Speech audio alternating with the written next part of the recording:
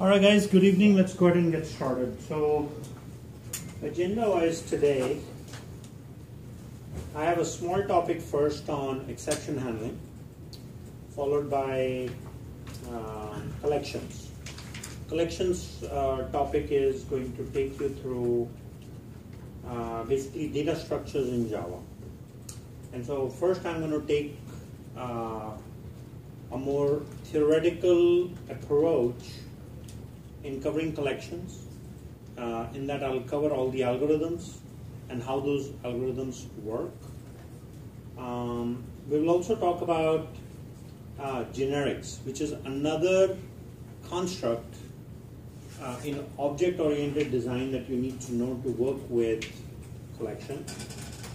And then finally, we're going to talk about how to choose a collection and then get into the collections API. And then we'll talk about assignment 9, which will most likely be your last assignment. So, exception handling.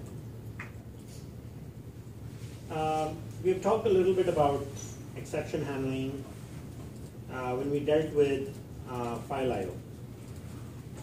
You're sort of required to use exception handling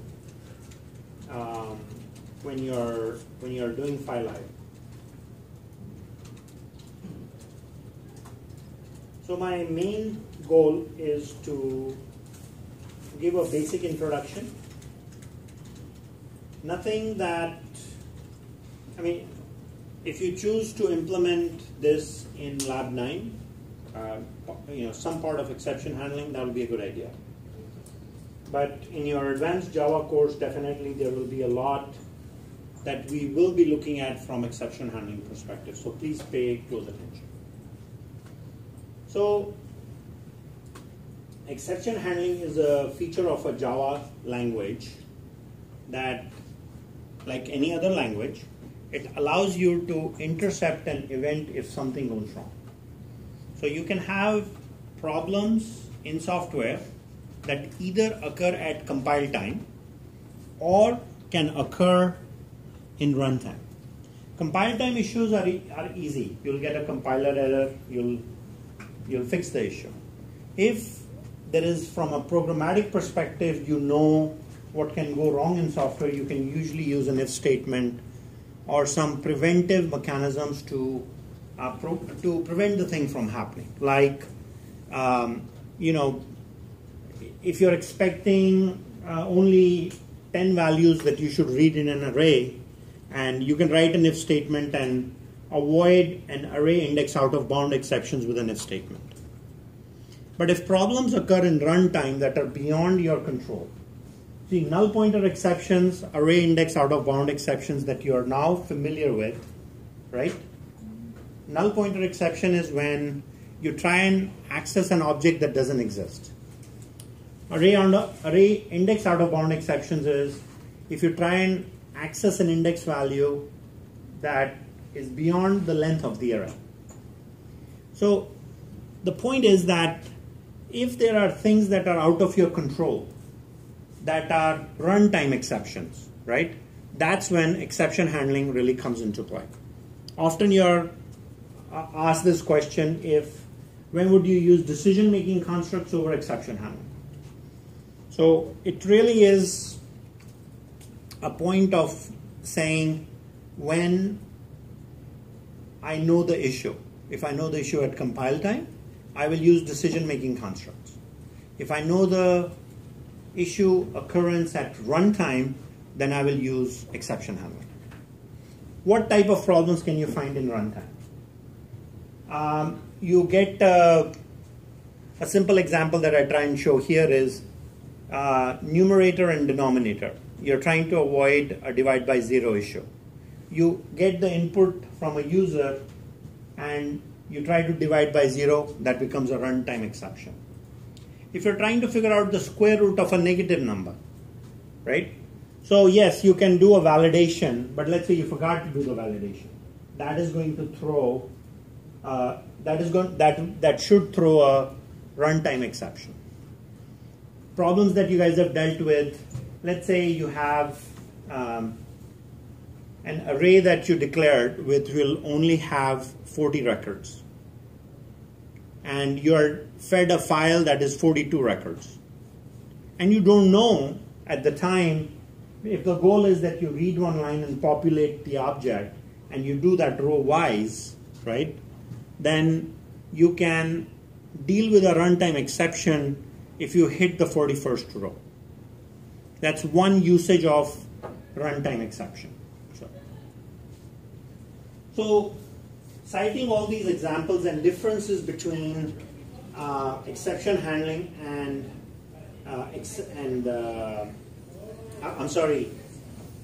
issues between compile time and runtime, we get this definition that it's an event which occurs during the execution of a program that would disrupt the normal flow of instructions.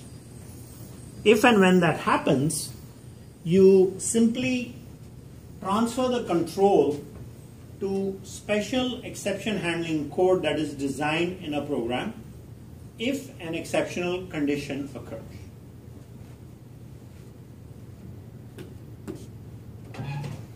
Let's think about that for a minute. If you try to read a file and the file does not exist in the system, that disrupts the normal course of the flow of the program.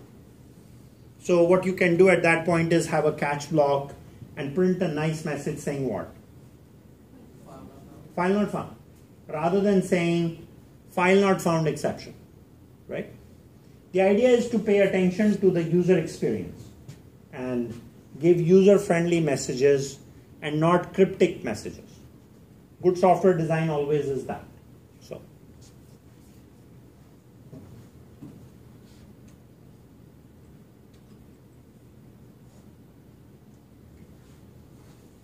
So why do we, yes, we can use if statements, but here are some additional reasons why exception handling code is required. You can separate the error handling code from regular code. And you can have these catch blocks, right? And in advanced Java, you will see how we separate out the error handling code from the regular code. If there are problems occurring in software, we also deal with the notion of self-healing software. In fact, you're taught that and you're asked to implement that. So programs that can recover by itself. Gmail is a perfect example. You disable your network card, Gmail will still run in offline mode. And it will continue to try to enable the chat or continue to try to bring the newest messages with a defined frequency of retry that is usually 30 seconds, a minute, and 5 minutes, and so on. So those are patterns of self-healing software that emerge with exception handling. Because if something goes wrong, you take a note of it, and then on a separate stack, you have some code that executes to retry, getting the program back to the normal state, as shown by the Gmail example, right? That is not hard thing to implement, right? You have to think clearly about it. So the point is that you have this two-step process that you have to go through. First, you need to understand the difference between compile time exceptions and runtime exceptions, right? And then when you deal with runtime exceptions, then you have to say what type of this exception is. Does JVM know about it, or does JVM not know about it? If JVM knows about it, it's called a checked exception. If JVM does not know about it, then you have to write your own exception code. Those are called unchecked exceptions. So just so we can kind of make a note of it, right? So I'm going to go back to life, right? Problems happen in life. some that we are aware of, right? And some that happen that we are not aware of. The problems that we are aware of that happen in our runtime. What is our runtime? We are basically executing a program, right? And that we are aware of are checked exception. That means these are the problems I've dealt with before in my life. I've dealt with a failure of some sort. I know what to do if that failure happens again, right? Same with checked exception, JVM knows about these errors. So like file IO, right? In case of a checked exception, JVM is going to require you to use a try catch.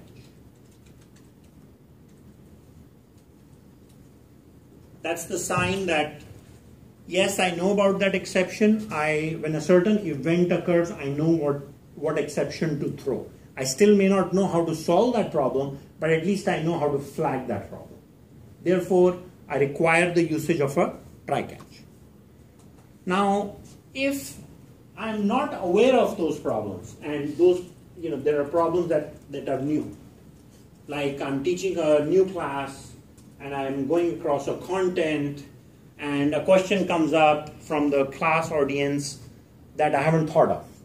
That would be an unchecked exception. Now, what do I do when that problem occurs, or when that exception occurs? In that case, what I'm going to do is have a custom exception. So I'll just create a box in which, and I'll bring that with me to class every time. And I'll say, okay, in event, there is a question that comes up that I'm not aware of, this unchecked exception, I'm going to take that question and put it in the box. Then I'm going to take a look at it later. And I'm going to say, no, not yet.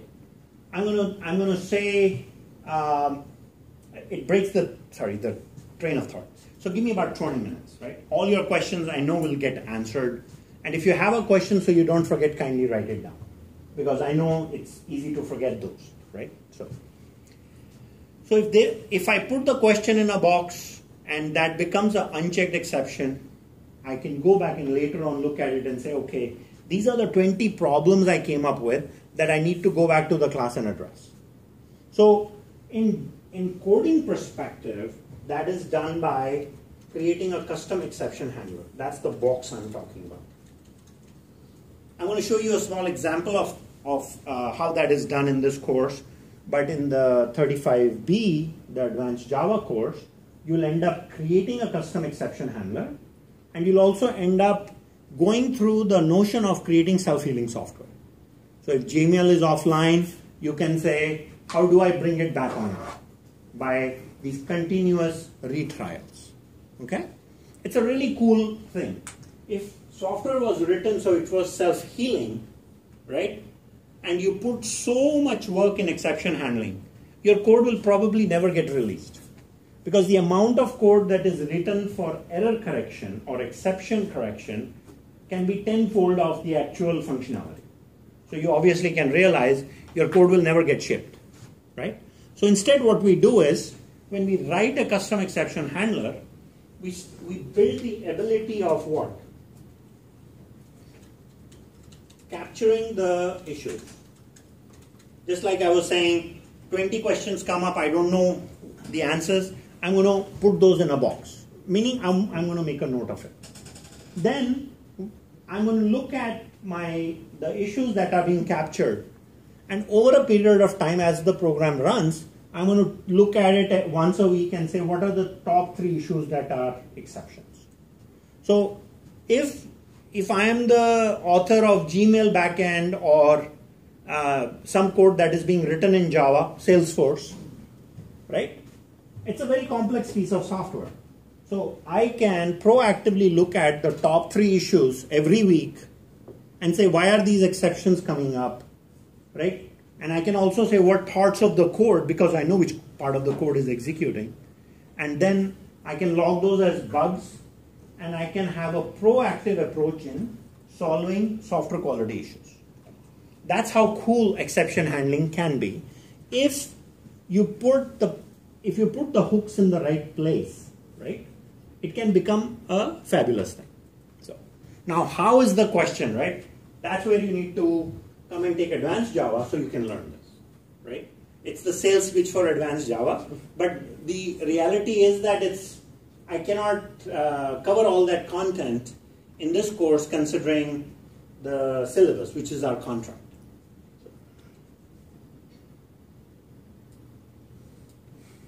When problems occur, if I am handling every problem myself with if statements, then I'm dealing with those if statements, right? With exception handling, I can pass the buck to somebody else, the calling program. So just like there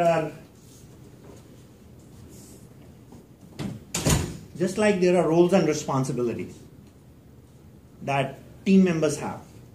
So in a very well-designed, object-oriented team, everybody has roles and responsibilities. Now, if there is an exception that is in your area, you're going to handle it, right? If there is an exception that is not in your area, what are you going to do? Pass it to the team member that should fix those issues. Because one of the nice way of being a spaghetti team member is, in a large corporate environment, that you say, any problem that comes my way, I will solve. The other approach, object-oriented approach, is what? I will only solve problems that are in my rectangle, in my realm of responsibility first. Then, if I have time, I will, with permission, help others. Make sense? The world, like our physical world correlation to this.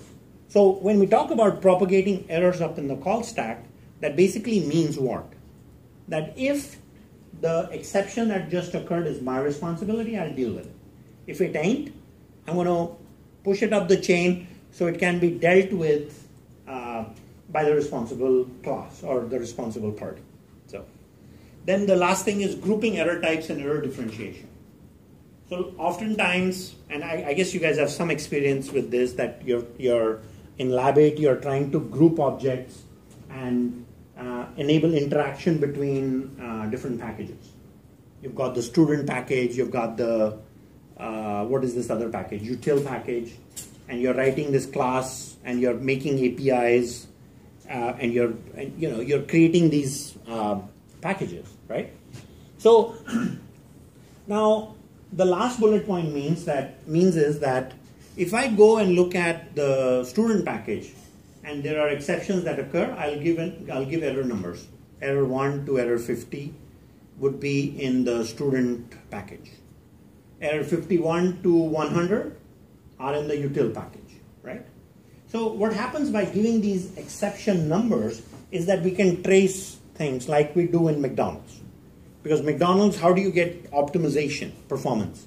I'll take number 1 with large fries and large Coke. In fact, they don't even say that. They have an interface. They say number 1 with super package. And now think about this. If you think of McDonald's and you think of performance in fast food, this takes fast food to the next level. I remember buying food from McDonald's in 1988, in 1998, in 2008, and then in 2018 is the next time I'm going to go to McDonald's. The reason I go after every 10 years is because I want to look at their performance. What is the innovation? What is the evolution in the performance of the fast food in 10 years? And what they did was before they would just say Big Mac and large fries. Then they say number 1 with large fries. Then 10 years later they come up with number 1 with super package. Now super package means extra large Coke, extra large fries, and you can request Diet Coke with extra large fries and a Big Mac. Because you're diet conscious, so therefore you're getting Diet Coke. Right? The point is that you are able to order a bunch of things by using numbers. And the performance of checkout is addressed in every McDonald's. Right? So now, why the heck are we talking about McDonald's when you're talking about exception handling? Grouping these error types. If you know error 13 occurred in student class and you're the developer, you know which part of the method to go to. See, today you're writing code that is maybe 100, 200, maybe 300 lines of code. right? You take advanced Java, you'll write about 1,000 lines of code. Then you go to Salesforce or Yahoo or Google, you guys are going to be writing tens of thousands of lines of code. Now, how do you find problems that are reported in a bug? Well, you have now, just like McDonald's, said problem number 3. And maybe you can say problem number 3 with super large thing. Then you know which method to go and fix things in, right? Now, not only that, are you the person doing the testing? A software engineer, yes, is doing the testing, but if you are a QA engineer, guess what? You are testing exceptions, right? If you are testing error number 3 and trying to figure out all the things to make sure that error 3 never happens, it becomes a good communication between what? It becomes an interface between the QA team and the development team. This is again the reality of good software quality deliverables, that the interaction between the quality team, the QA team, and the development team. And QA engineers would really like if you put these hooks in place, and it's done again with exception handling with grouping types. I hope my examples are helping you understand from a semantics perspective how this would work. I don't care about you guys understanding the coding perspective of exception handling. If you're dangerous with it in this course, that's fine. You at least know the minimum, try, catch, finally, we're done. And then you know all these semantics. We are in like great shape. You get in 35B, then we start drilling on what? Implementation. In context of a larger application that you can show off to your hiring manager that I wrote this really cool thing, and these are all the cool things I learned. So,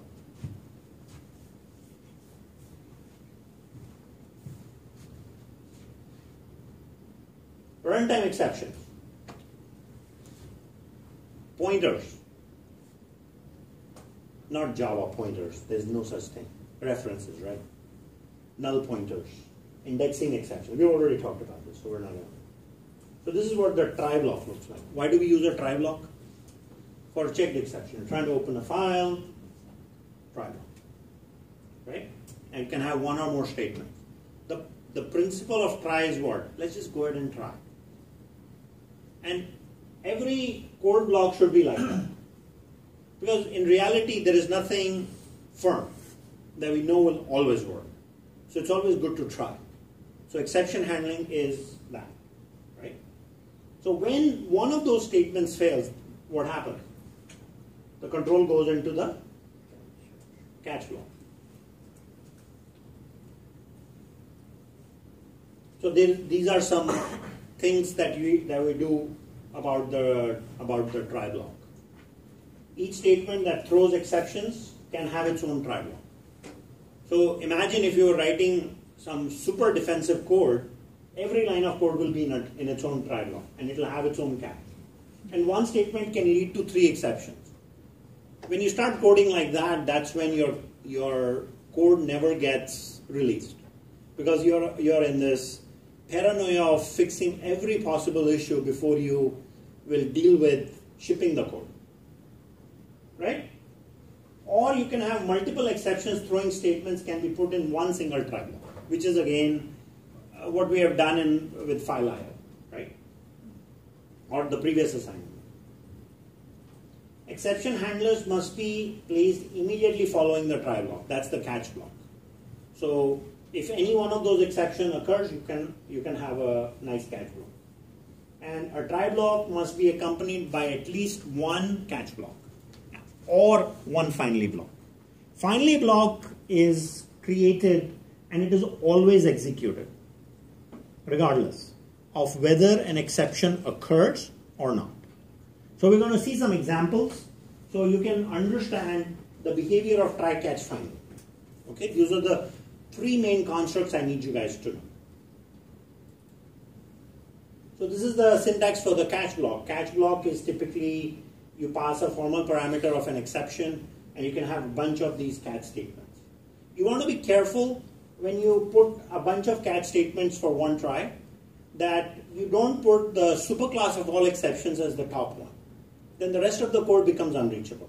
You want to put the child class on the very top, and then the exception class, which is the bottom. Exception class is a superclass of all exceptions. There is an example that will show up in this row. So the argument is the type of exception object, like a method declaration, and then within the code here you can try and provide some mechanism to sympathize with the issue. Sorry, the program crashed. Try again, right? Which is all most healing is sympathizing. So, meaning printing what the error is. Finally block provides a mechanism that allows the stack to clean up after itself, regardless of what happens in the try block. So if you want to clear the stack, right, you can set certain objects to null before you go back and retry. So that's done in the finally clause. Finally clause can be used for closing files or releasing the system resources. So here is the first example. I do have these in soft format. So we have a main, and we try to divide by 0, which can throw an arithmetic exception. And then we can say divide by 0 exception just occurred. Right? If I was dealing with an array in the try block, I could have another catch block following this part of the code, and I could say catch array index out of bound exception. If I come across an array element that doesn't exist, and if you try and access that in the try block. So these are, if I don't do it, if I don't have a catch block for an exception, then basically that will be passed, and it will be thrown, the actual exception message will be thrown into the console. It will be thrown into the output string, which is something we don't want because that's considered unfriendly. Like if I go to a website and it says super administrator password for the database needs to be reset, that looks really bad because it's exposing the internals of my system. I want to mask as much as possible. Finally, it just shows you what? That statement is always executed. You guys should probably try and run these small programs. I have a soft copy of these, so you should consider running these just to see how things work. I'm also going to throw an example of custom exception. How do you end up writing a custom exception? But before I go through this, I put the questions on hold, and I can take your questions now if you'd like. Please. When we were first doing the exceptions, so like exceptions that the computer knows exist, and then exceptions that the computer doesn't know exist. So any exception that the computer doesn't know that exists, does it just have one thing for all exceptions that it's not aware of go over here? Yes. Then how do you mark each thing as a different thing? Each error is a different error. Okay, so the way to mark every exception, you create a custom exception. And you can launch an instance of the custom exception with a number. So like you can have an instance variable in that custom exception class like error number. Mm-hmm. And if you are in a certain situation in the code, in an if statement, you can instantiate that custom exception also. When you do that, you can also, in the custom exception class, write some code. So when we are doing file I/O, right, you can log those exceptions in append mode to a log file. So that way, that's how you can have a running log of issues that might occur or as your code is progressing. Granted, you may not be able to solve all the issues, but at least knowing that those issues are occurring becomes a starting point for preventive measures. If you don't know what the problems are, we can't solve them. But so we start logging the issues through custom exception. And that's something I will cover in the advanced Java course. Yes, please. You were mentioning that it's possible to, just throw catch and try in each piece of code that we create. Mm-hmm. But how do we know which one is more important to throw that try and catch and leave the rest just, execute themselves? So the question is, how do you identify which problems are more important than others? That you need to put that try and catch in there. Right. That's in the eye of the beholder. Because the complexity of an issue can either be determined by its frequency of occurrence. If a problem is if an exception number 35, you put it in 5 different places in the code and it's the one that is occurring the most number of times and has a consequence of it has some impact in the client's experience, right? So that then becomes a function of design, customer impact, number of times it's occurring, and if, let's say, if it causes data corruption or a potential of data corruption, it hasn't occurred yet. Those kinds of things you can you deal with being a designer of that software. Are we going to tackle throws? Throw and throws will be tackled in the next course. Even throwable? Yes, right. This is just a gentle introduction. Right? So you have the foundation, but then there's so much more. Obviously, in exception handling that, as based on the questions you're asking. So. Yes. So for the example you had above, the soft code you had right there. So when it does the try catch and it tries to divide by 0, it'll print divide by 0 exception. But since it's in a for loop, would it still continue? No. No? So it'll stop right there at 0? When this problem occurs, it's going to stop here. Okay. And the control will go here. Okay. Then it will execute the finally clause. Okay. And it will exit. Alright. Continuation to this question. Like we did the input, right? So people entering input, like we are trying to do that. But we don't want to stop. We want to continue. Give them opportunity. If state. So in that case, if the user input is invalid, then you can put a loop outside of the try catch. So the catch can print and then you can go and retry. You can do that. And in the finally block, you can clear the value that you have read, so you can go back and retry and print the value. Make sense? So here, if you want to print counter from 1 to 4, 1 to 3. If you want to, Print the others, only divide by 0 will be an exception. Right. And the others will be executed. Correct. So how do you do that? Because here it will go and just print divide by 0 exception, it will not move the counter. Correct. Right? Right. So if you want to implement it still, just ignore divide by 0 and then execute divide by 1 and print the counter as this one. So just to repeat the question for one recording sake and the rest of you, if you I don't know heard it, she's asking a question that if we want to just ignore I equal to 0, okay, fine, the exception occurred, and we have printed the exception as occurred, and we want to continue on with I equal to 1, right?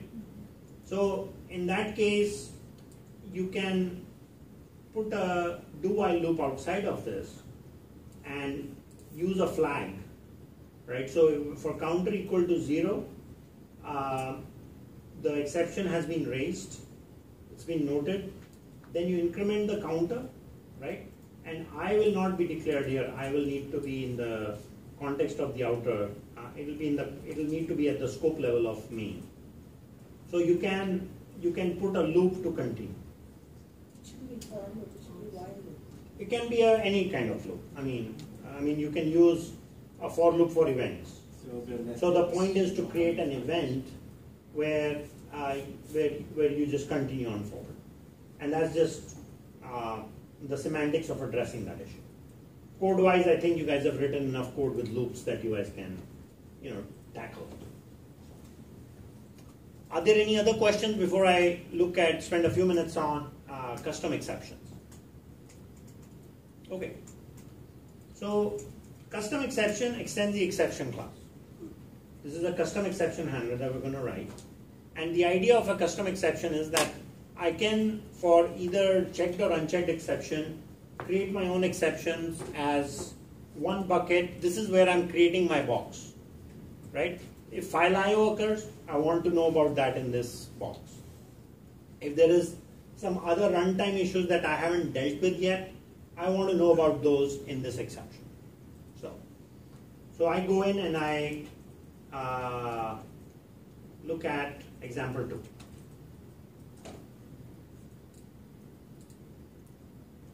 I thought that was in the slide, but I guess it's not.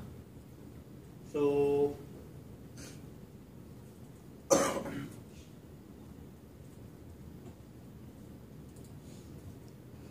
okay, so when you click on those, you'll get this custom exception.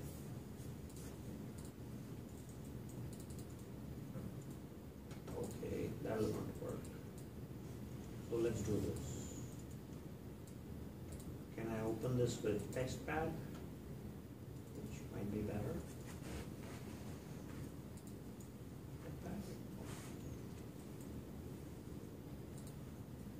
Sorry about this, guys. TextPad would have been easier.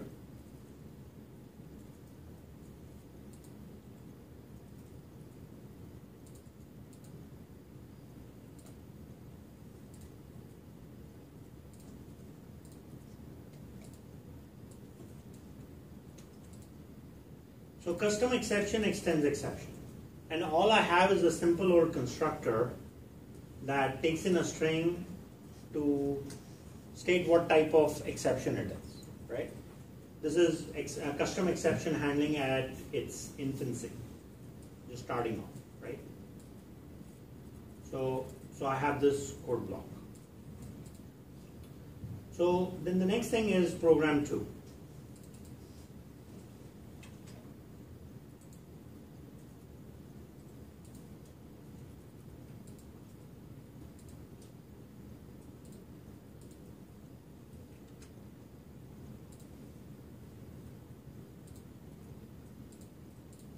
Okay, so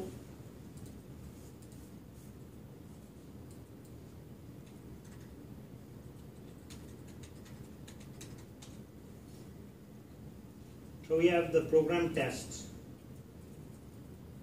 We have a program 2 with method test, and it throws custom exception, right? So this throws statement with custom exceptions is important. Because when I'm running program 2, I want to tell the program 2 class to load custom exception in event an exception is raised. So we don't go and import the custom exception. We use the word throws custom exception, and what that means is that, especially with the signature declaration, that when the method test is called, it should flag the Java virtual machine to load custom exception. So I instantiate program 2 and I call the test. The test method, because it throws custom exception, I'm required to use the try catch clause. It becomes a checked exception. So now when I call ptest, right, the only statement I have in that is to instantiate custom exception. Now generally I'll do this under certain condition when I do have a problem. Like what? An if statement. I'll have an if statement which will have a certain condition, and when that condition becomes true, I'm simply going to let the custom exception handler know and say, I want to throw this new exception, right? This is like, you guys are in the class, and if you have a question, right, you raise your hand, right? And that is a flag for me to know that you have a question. Throw new custom exception is the same thing. When you have a question, you're basically creating a custom exception object. Now, in the Java Virtual Machine environment, there is the exception handling system, right? So what happens is every time an exception is thrown, that disrupts the flow of the program. So if there were other statements after the throw, let's say I have a couple of statements. This is obviously pseudocode. ST1, ST2, those two Java statements will not get executed, right? The code will get interrupted at this point, and the flow will go into the catch block. And then it's time to remedy that, right? I'm not looking at the internals of how JVM processes exceptions in this course. I do that also in the next course. But the point is that you are throwing exceptions on the stack, and if you end up passing the exception to another method in the call stack, like you keep saying throw new all the way up to main, then the call stack gets really large, right? It's just like escalating a problem that a software engineer has all the way to the VP of the company. Think about the overhead, right? You have a P1 bug that you didn't solve. So then the bug system automatically sends an email to your lead, to your manager, to your director, to your VP, and the CEO. And now the CEO comes to your desk and says, why haven't you solved this exception? Get it?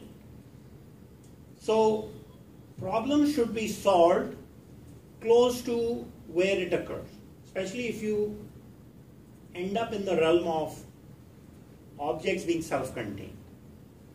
Self-containment means what? The class solves its own problems, or it notifies another class that throws that exception, so placing the responsibilities in the right place, right?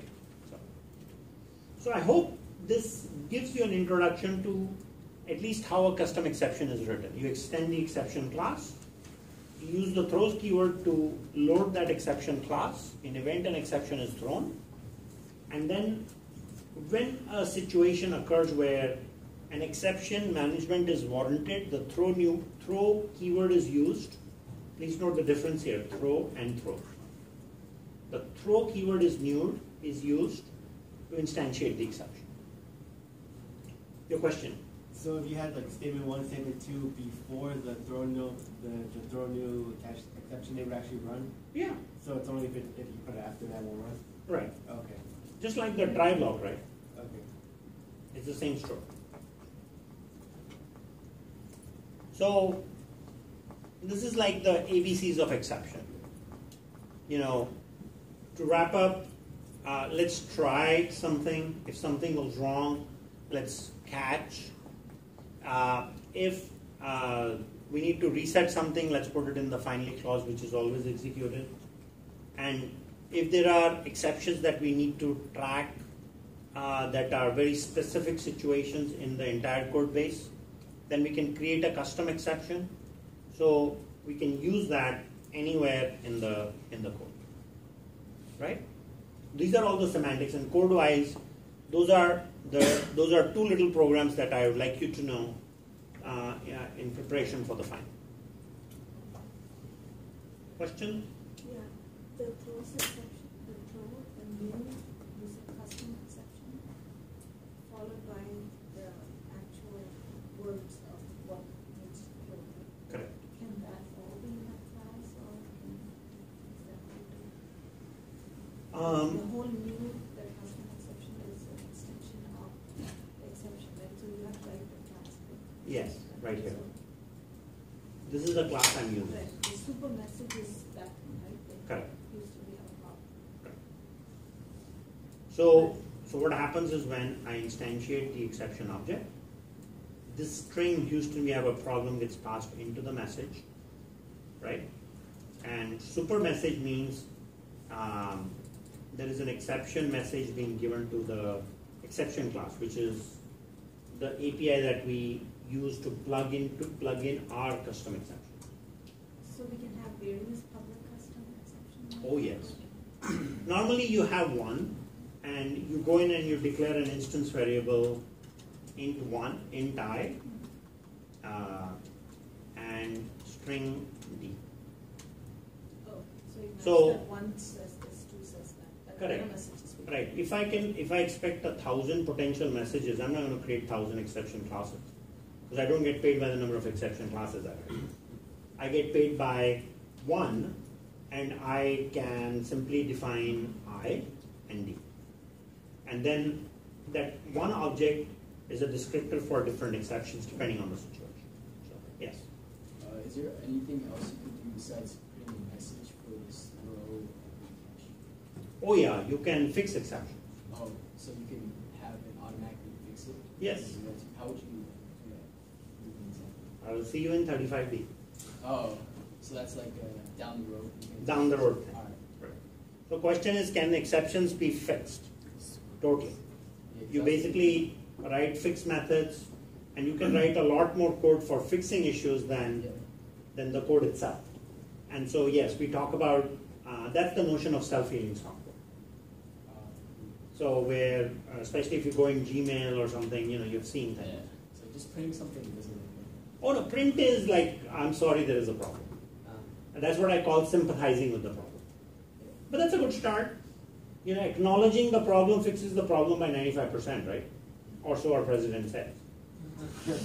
So, and then the 5% is what? Okay, maybe that's a bad political statement, right? But we are acknowledging the issue. And then we say, okay, I'm responsible. Yeah.